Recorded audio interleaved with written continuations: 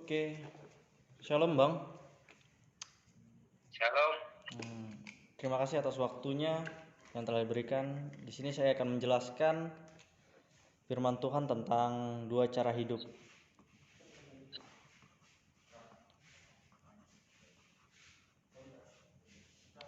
Di sini saya akan buat konsepnya terlebih dahulu. Nah, yang pertama di sini, seperti yang kita ketahui, kita memiliki seorang penguasa dan pencipta alam semesta dalam dunia ini. Seperti yang kita ketahui, ialah Allah. Dia yang menciptakan bumi, lalu Ia menciptakan manusia. Ia menciptakan manusia bertujuan untuk berkuasa atas bumi, dan manusia pun menguasai bumi namun di bawah otoritas dari Allah. Seperti yang tertulis di dalam kitab Wahyu 4 ayat 11.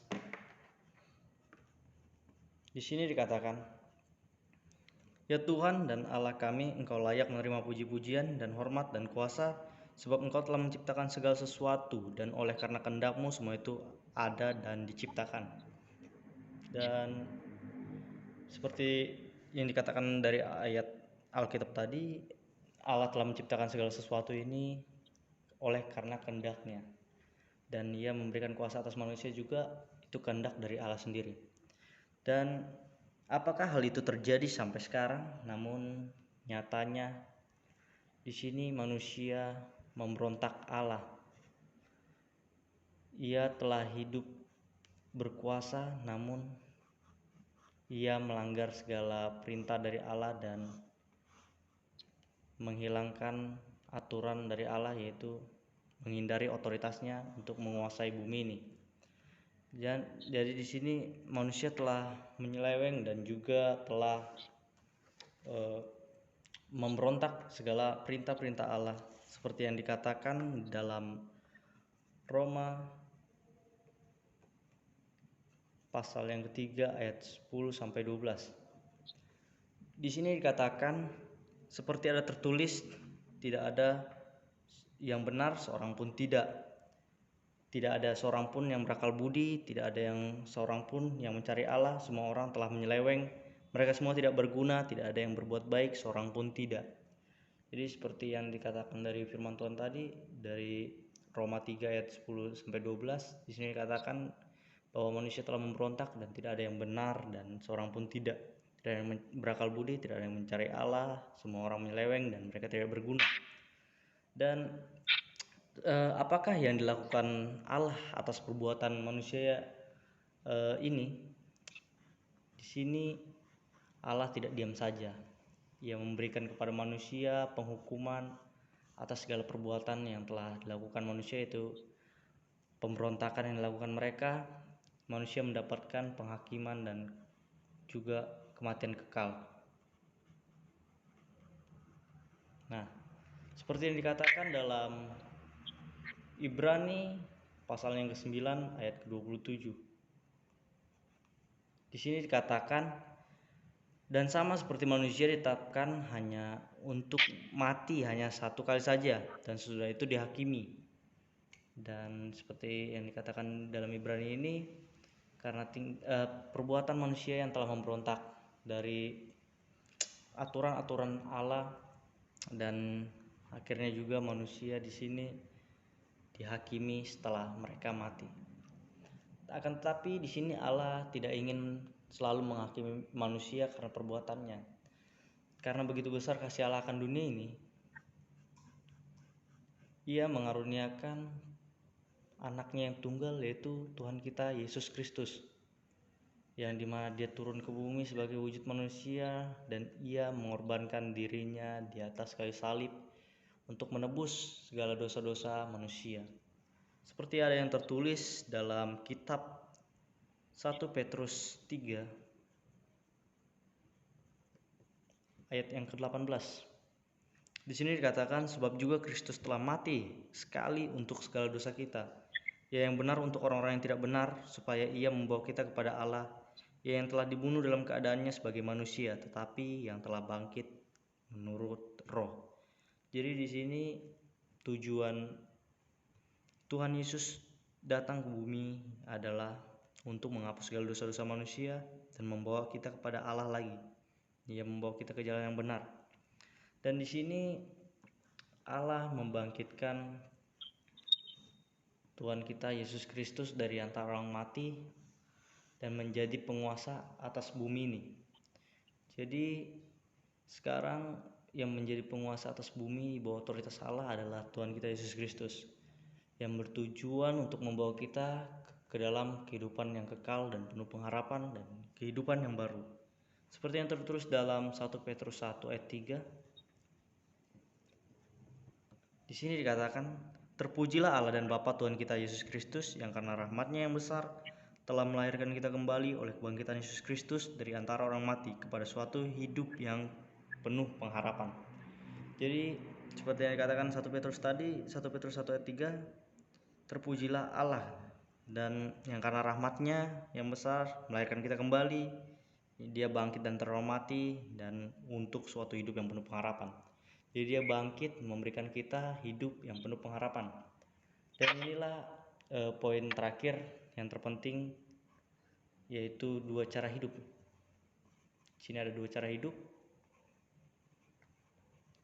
Cara hidup yang pertama yaitu di mana manusia hidup ingin berkuasa sesuka hatinya, ingin hidup sesuka hatinya, dan ingin hidup tanpa ada Allah, dan dia memberontak segala aturan dari Allah, dan dia ingin hidup sendiri tanpa adanya Allah.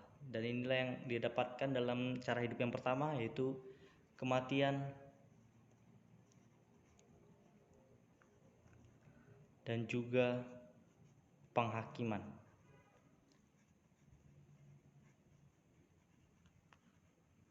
Nah, inilah yang akan didapatkan jika melakukan cara hidup yang pertama. Cara hidup pertama ini saat tidak disarankan dalam kehidupan kita, agar kita menghindari dari kematian dan penghakiman dan dari murka Allah. Di sini ada cara hidup yang kedua, yaitu cara hidup yang kedua di mana kita hidup di bawah Tuhan kita Yesus Kristus. Dan karena ialah jalan kebenaran dan ialah yang membawa kita kehidupan yang kekal, dan dialah sang juru selamat. Jadi barang siapa yang percaya kepada dia tidak akan binasa, melainkan memperoleh hidup kekal. Tidak hanya hidup kekal, manusia juga mendapatkan pengampunan.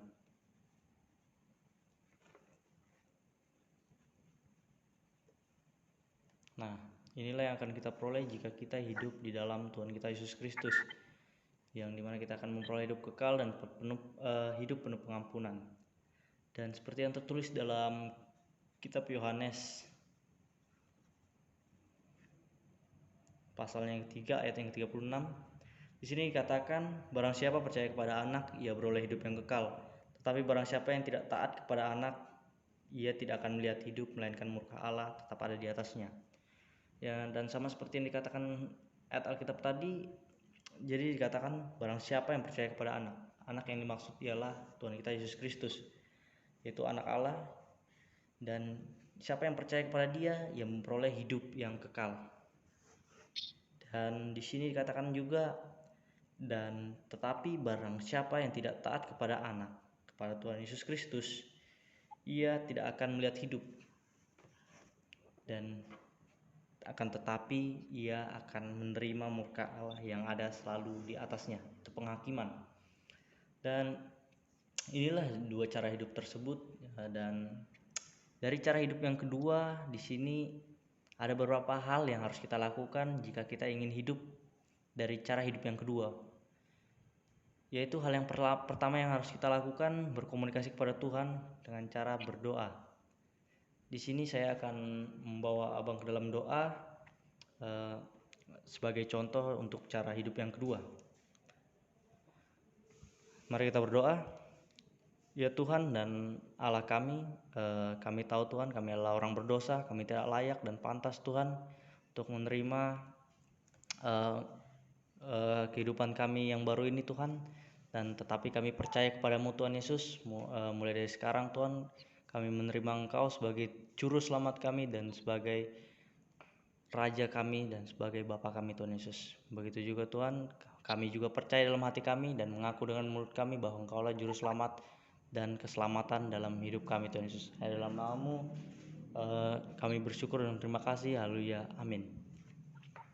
Dan inilah yang pertama doa, dan yang kedua taat.